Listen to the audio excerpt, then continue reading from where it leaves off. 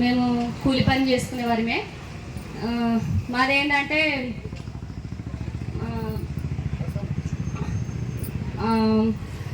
వ్యవసాయ ఉపాధ్యాయం పని కోసం ఇక్కడికి మీటింగ్కి వచ్చినాం.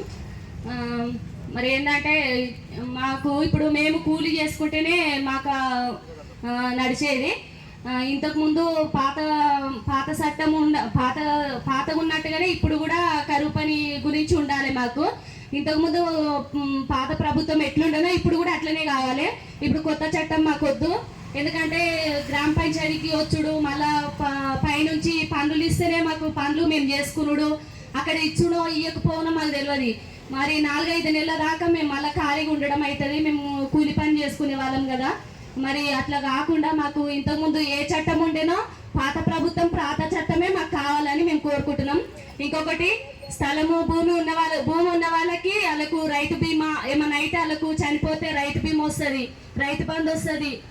మరి వాళ్ళకు ఇట్లాంటి డబ్బులు వస్తాయి. మాకు జాగ భూమి లేని వారి పరిస్థితి ఏంటంటే, ఇప్పుడు ఉపాధ్యాయం పనికి వెళ్తాం మేము.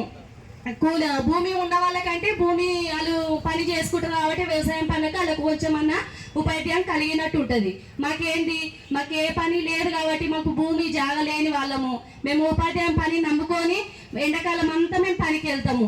ఆ పని మీదనే మాకు ఆధారం ఉంటుంది. అప్పుడు ఏం పనులు ఉండేవి. మాకు అదే పని పాత చట్టమే మాకు కావాలి, పాత ప్రభుత్వం మాకు కావాలి. అవే మాకు పాత పని కలిగించాలని మా రిక్వెస్ట్. ఇంకొకటి ఏంటంటే, సంవత్సరానికి 12,000 భూమి లేని వారికి వేస్తామని చెప్పారు. ఇప్పుడు అది ఇంతవరకు ఇంకా ఏది లేదు. అది మరి మాకు కూడా అది పాత 12,000 భూమి లేని వారికి 12,000 వేయాలని మా డిమాండ్. ఇంకొకటి ఏంటంటే, మాకు ఇంతకుముందు ఉన్నట్టుగానే ఇప్పుడు కూడా అదే పాత ప్రభుత్వమే మాకు కావాలి. మేము మరి కోరేది గంతే. ఇక రైతు